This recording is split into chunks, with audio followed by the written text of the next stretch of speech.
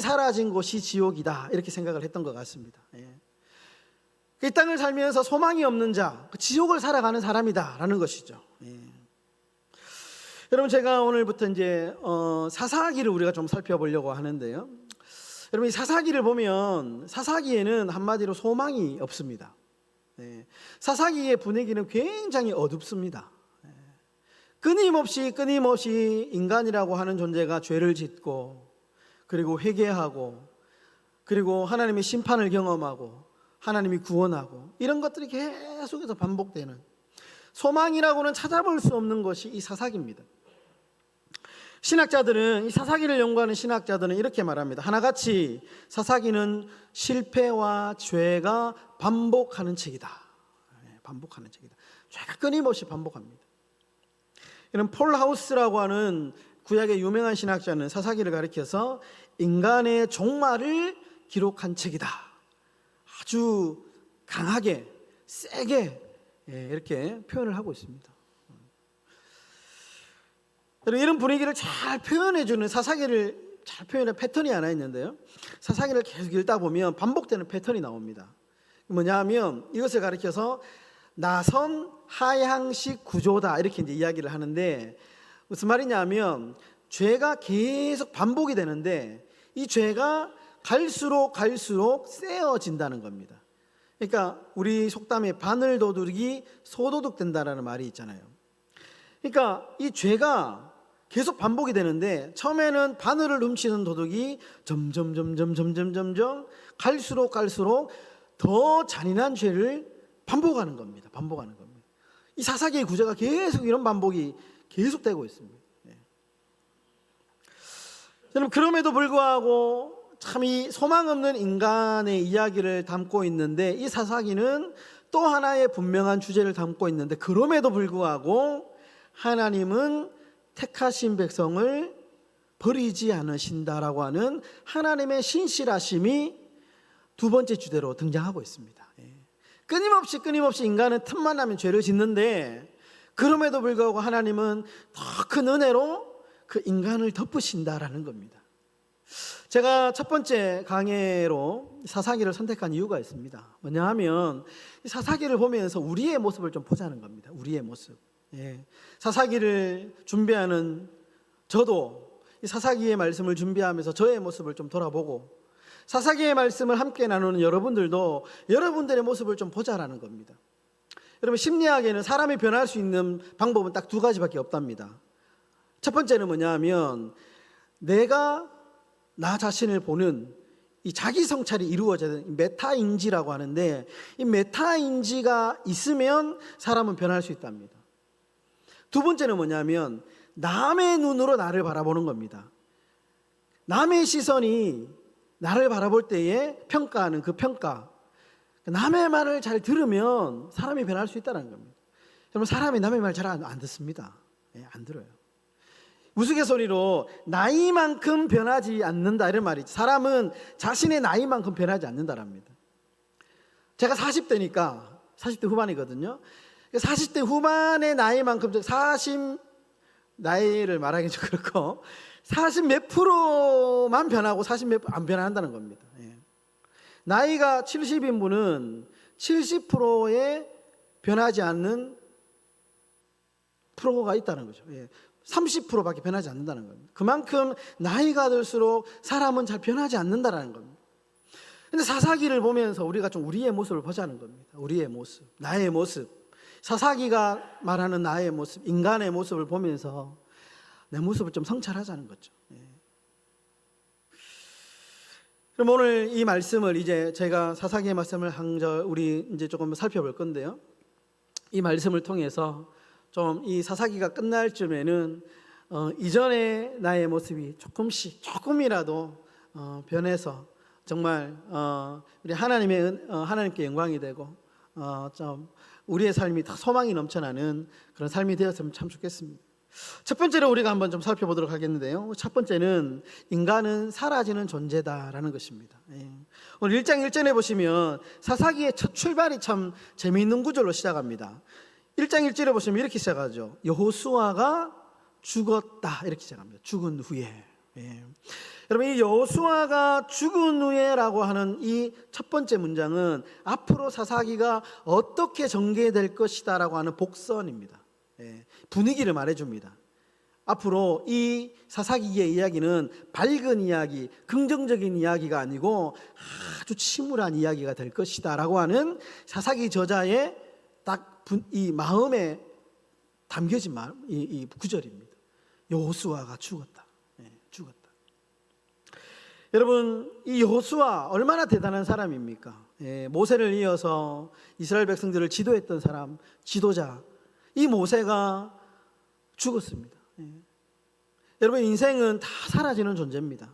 아무리 그 인생이 유명하고 아무리 큰 업적을 남겼다 할지라도, 심지어 반대로 그 인생이 그저 평범한 보통 인생이다 할지라도 모든 인생은 다 죽게 된다는 겁니다.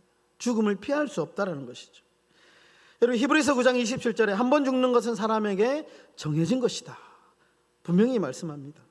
시편 146편 4절에도 호흡이 끊어지면 흙으로 돌아간다 말씀합니다. 여러분, 2년 전쯤인가요?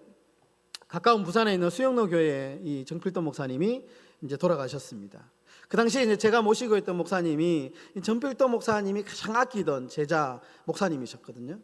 수사모라고 있는데 거기 회장을 맡고 있었습니다. 이 목사님이 그 소식을 듣고 빨리 급하게 이제 부산으로 내려가셨습니다. 참 이제 분위기가 안 좋았죠. 참 이 정필돈 목사님이 얼마나 이 한국 교회에 대단한 일들을 많이 하셨습니까? 그 후일담에 들려오는 소리에 죽음을 앞두고 산소 호흡기를 끼고 있는데 목사님께서 이 호흡기를 벗겨달라. 나는 강제로 호흡을 이렇게 이제 연장하고 싶은 마음이 없다. 주님 부르시면 나는 자연스럽게 가고 싶다라고 호흡기를 떼달라고 이야기를 하셨답니다. 그리고 예배드리면서 가고 싶다 이렇게 말씀을 하셨다는 거예요.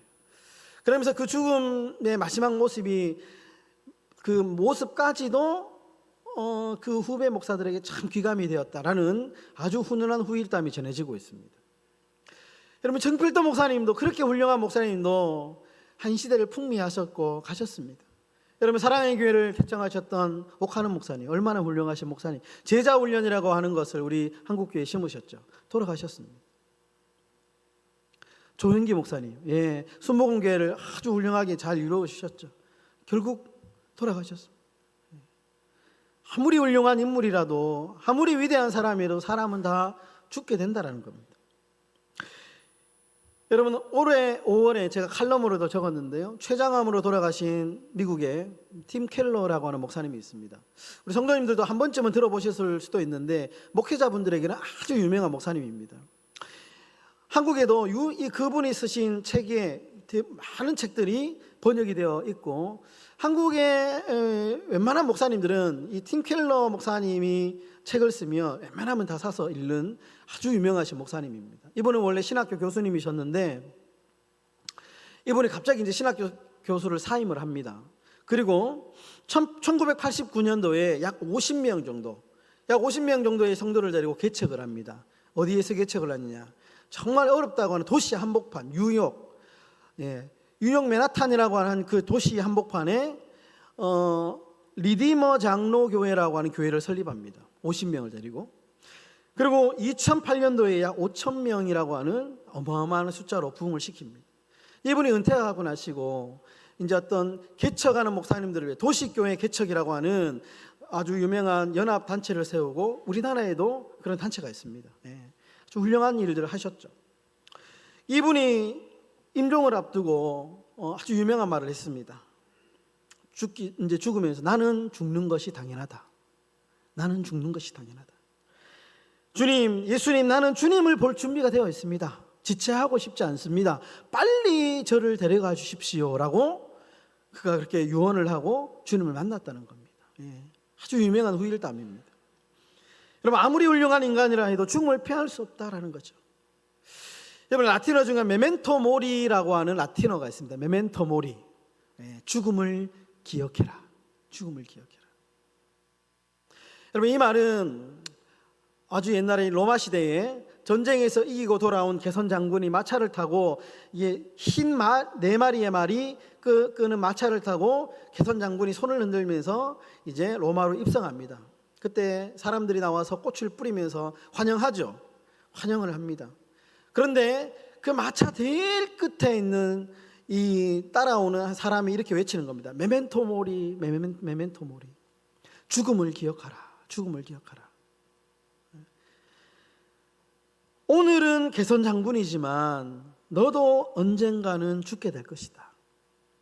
이 전쟁에서 정말 살아 돌아왔지만 언젠가는 너도 죽게 될 것이다. 그러므로 겸손해라. 메멘토 모리, 메멘토 모리. 그렇게 외쳤다는 겁니다. 여러분, 스마트폰을 다 들고 계시죠? 이 스마트폰을 만든 스티브 잡스가 췌장암의 말기 때 스탠포드 대학에서 했던 연설이 있는데 아주 유명한 연설입니다. 죽음은 삶이 만든 최고의 발명품입니다. 만약 죽음이 없었다면 지금 저도 없었을 것입니다. 아주 유명한 연설입니다. 여러분, 제가 몇 가지 이야기를 소개해 드렸는데 이 이야기들이 주는 한 가지 주제가 있습니다. 모든 인간은 다 죽는다라는 겁니다. 모든 인간. 여러분, 그렇다면 우리가 인생의 중요한 질문을 여기서 하나 던져야 됩니다. 그러면 지금 우리는 어떻게 살아야 될 것이냐?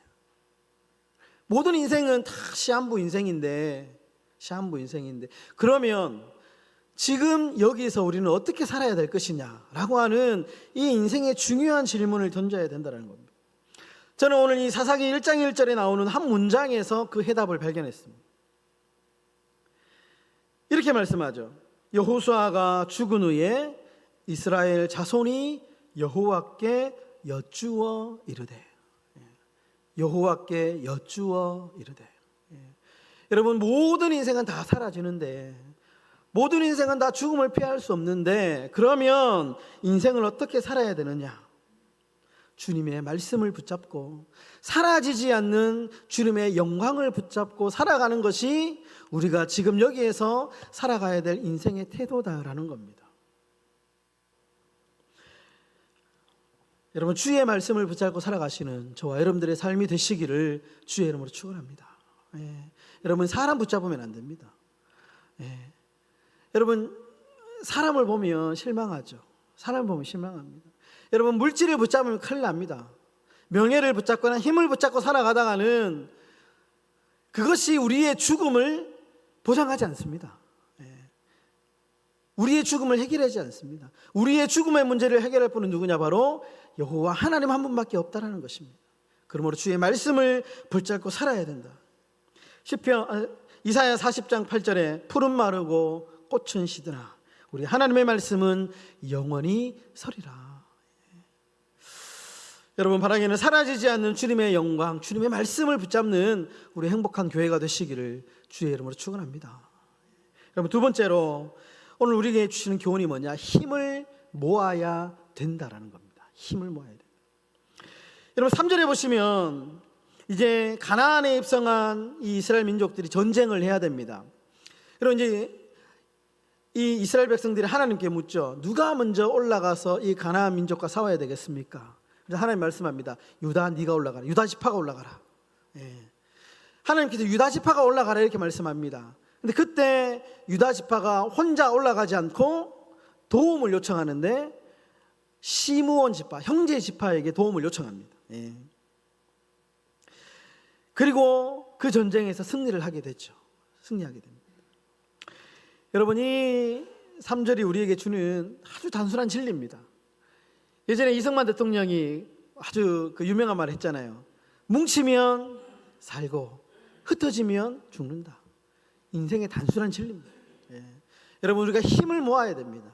힘을 모으면 우리는 승리할 수 있습니다. 그러나 반대로 힘이 모이지 않으면 우리는 백전백패할 수밖에 없다라는 것입니다.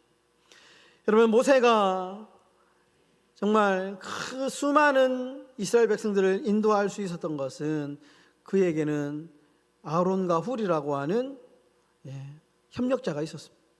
바울이 이방 선교를 그렇게 성공적으로 할 수 있었던 것은 그에게는 수많은 동력자들이 있었기 때문에 바울이 그 선교를 감당할 수 있었습니다. 여러분, 바울도 유명한 사람이고 훌륭한 사람이지만 바울 혼자서는 감당할 수 없습니다. 여러분, 그렇다면 힘을 모으는 방법이 무엇일까요?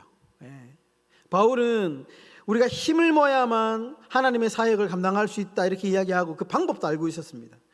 구체적으로 빌립보서 2장 3절에 보시면 우리가 힘을 모으는 방법이 나오는데요, 빌립보서 2장 3절에 이렇게 말씀합니다. 아무 일에든지 다툼이나 허영으로 하지 말고 오직 겸손한 마음으로 각각 자기보다 남을 낮게 여기고. 방법입니다. 남을 낮게 여기면 우리가 힘을 모을 수 있습니다. 여러분, 반대로 우리가 힘이 모이지 않는 이유는 이런 이유지 않습니까?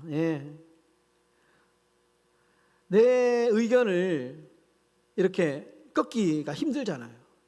그러니까 힘이 모이지 않은 거죠. 우리가 힘을 모으기 위해서는 누군가는 서로 양보하고 타협을 해야 되는 겁니다. 그러면 힘이 모이는 겁니다. 남을 나보다 낮게 여기는 마음, 여러분, 십자가의 마음이 힘을 모으는 비결이다라는 것입니다. 여러분, 느헤미야 3장에 보시면 성벽을 재건하는데 약 75명의 사람들의 이름이 나옵니다. 그런데 이 75명의 사람들의 정말 성별, 나이, 직업이 천차만별입니다. 3장 1절에 보시면 이렇게 나옵니다. 그의 형제 제사장이 나오고, 8절에 보시면 금을 만드는 사람들, 향품을 만드는 사람들, 그리고 여자들. 여러분, 당시에 여자가 성벽 재건에 노동력에 힘을 보탰다라는 것은 요즘 의식으로 생각하면 안 됩니다. 그때 당시에 여자가 일을 하지 않는 사회였거든요.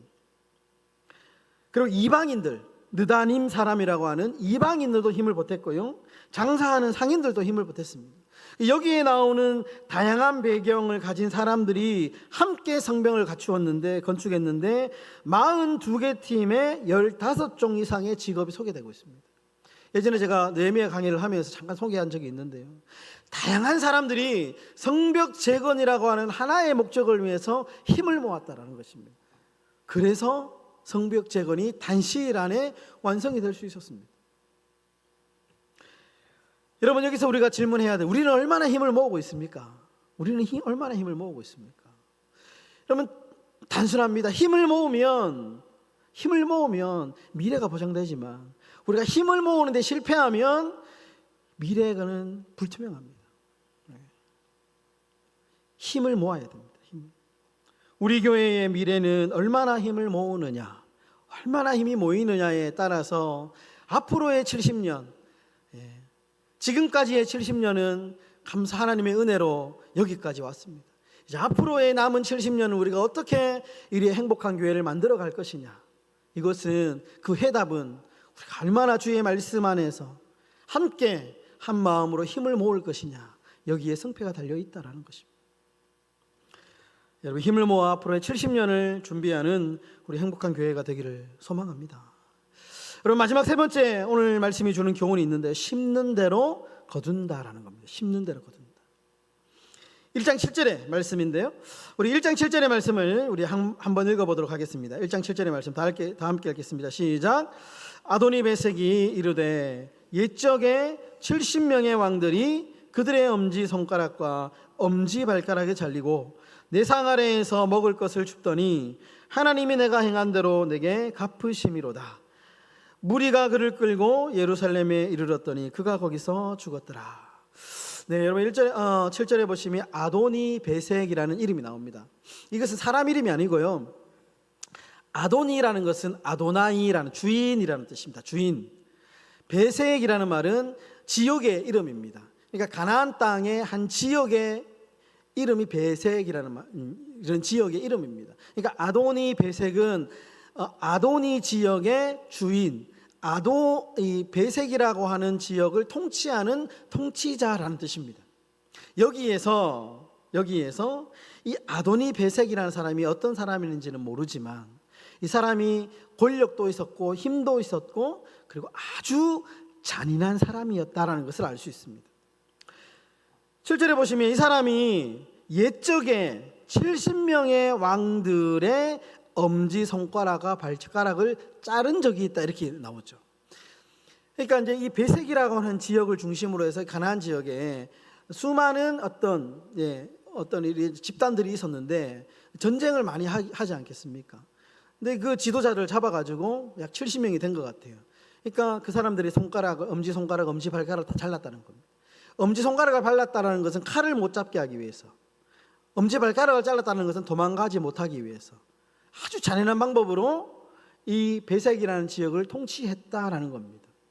그런데 문제는 그렇게 잔인했던 이 아도니 베색이 자기가 했던 그대로 동일하게 유다 지파에게 잡히고 난 뒤에 그대로 그의 엄지발가락과 엄지손가락이 잘려나갔다는 겁니다. 그러면서 그렇게 고백합니다. 하나님이 내가 행한 대로 내게 갚으셨다. 예. 여러분, 이것이 인생의 진리이지 않습니까? 심는 대로 거둔다. 심는 대로 거둔다. 예. 여러분, 갈라디아서 6장 7절에 보시면 사람이 무엇으로 심든지 그대로 거두리라 하는 것이 우리 인생의 진리입니다. 그러면서 갈라디아서 6장 8절에 보시면 육체를 위하여 심는 자는 육체의 열매를 맺고 성령을 위하여 심는 자는 성령의 열매를 맺는다, 그렇게 나옵니다. 여러분, 육체를 위하여 심는다는 것은 바울은 갈라디아서 5장에서 이렇게 말씀합니다. 한번 띄워주십시오. 갈라디아서 5장 19절에서 21절 말씀 한번 읽어보도록 하겠습니다. 시작. 육체의 일은 분명하니 곧 음행과 더러운 것과 호색과 우상숭배와 주술과 원수 맺는 것과 분쟁과 시기와 분냄과 당짓는 것과 분열함과 이단과 투기와 술취함과 방탕함과 또 그와 같은 것들이라. 전에 너희에게 경계한 것 같이 경계하노니 이런 일을 하는 자들은 하나님의 나라를 유업으로 받지 못할 것이요. 예. 여러분, 15개거든요. 여기서 육체를 위해 심는데, 육체를 위해 심는다는 것은 갈라디아서 5장에 보면 15개입니다. 15개를 3개로 좀 분류를 해서 나눌 수 있습니다. 첫 번째는 개인적인 것, 두 번째는 종교적인 것, 세 번째는 사회적인 것, 이렇게 나눌 수 있습니다. 제가 좀 정리를 했는데요. 한번 띄워주십시오. 개인적인 것, 종교적인 것, 사회적인 것. 예. PPT 한번 띄워주세요. 네, 개인적인 것. 개인적인 죄악은 뭐냐? 음행, 술 취함, 방탕함. 네, 이렇게 나오고요. 종교적인 죄악이 뭐냐 하면 우상숭배, 이단, 주술. 네, 이건 종교적인 겁니다. 사회적인 죄악이 나오는데 7가지입니다. 뭐냐면 실시간으로 나오네요. 원수 맺는 것, 분쟁, 시기, 분냄, 당짓는 것, 분열, 투기. 7가지가 나옵니다. 그런데 여기서 보시면 3가지 중에 가장 큰 죄, 많은 죄가 뭐냐면 7가지 사회적인 죄악입니다. 공동체 안에서 일어나는 원수 맺는 것, 분쟁을 싸우는 것, 시기하는 것, 분내는 것, 당짓는 것, 분열하는 것. 7가지가 이 15개 육체의 열매 중에 가장 많이 차지합니다. 반면에 성령으로 심는 것, 우리가 잘 아는 성령의 9가지 열매입니다. 예. 갈라디아서 5장 22절과 23절 준비됐으면 한번 띄워주세요. 갈라디아서 5장 22절과 23절. 오직 성령의 열매는 사랑과 희락과 화평과 오래 참음과 자비와 양성과 충성과 온유와 절제. 9가지 열매. 그러니까 바울이 우리가 심는 대로 거두는데 육체를 심으면 육체의 열매를 맺게 돼요. 15가지 육체의 열매. 성령으로 심으면 성령의 9가지 열매를 맺는다는 겁니다. 여러분, 우리가 심는 대로 거둡니다. 우리가 말하는 대로요. 우리가 언행하는 대로. 우리가 언행을 조심해야 될 이유가 바로 여기에 있습니다. 예수님의 비유 중에 그런 말이 있잖아요. 제자들을 70명의 제자들을 파송하면서 너희가 그 집에 들어가면 축복하라, 이렇게 얘기하죠. 그 사람이 축복을 받을 만하면 그 축복이 그 집에 임할 것이고, 받지 못할 그런 집안이면 그 축복이 나한테 임한다, 이런 말이 있잖아요. 이것이 이 원리입니다. 내가 심은 대로 거둔다. 내가 말하는 대로 그대로 열매를 맺게 될 것이다. 여러분, 심는 대로, 말하는 대로, 행동하는 대로 것이 거두는 것이 인생의 원리다라는 겁니다. 여러분, 성령의 9가지 열매를 맺는 그런 우리 행복한 교회가 되시기를 주의 이름으로 축복합니다. 말씀을 정리하겠습니다. 오늘 3가지, 오늘 사사기 말씀을 통해서 오늘 3가지 말씀. 첫 번째, 인간은 영원히 사라지는 존재다. 반드시 사라지는 존재다. 그러므로 사람을 의지하면 안 된다. 하나님을 의지해야 된다라는 것이고요. 두 번째, 우리가 힘을 모아야 된다. 힘이 모아야만 미래가 있다는 겁니다. 세 번째, 심는 대로 거둔다. 심는 대로. 육체로 심으면 15가지의 육체의 열매를 맺게 될 것이고, 우리가 성령으로 심으면 9가지의 성령의 열매를 맺을 것이다. 여러분, 이 3가지 오늘 이 귀한 말씀 붙들고 정말 여러분 성령의 9가지의 열매를 맺으면서 이 땅에 주어진 삶을 정말 하나님의 영광을 위하여 살아가는 저와 여러분들의 삶이 되시기를 주의 이름으로 축원합니다. 네, 우리 찬송하면서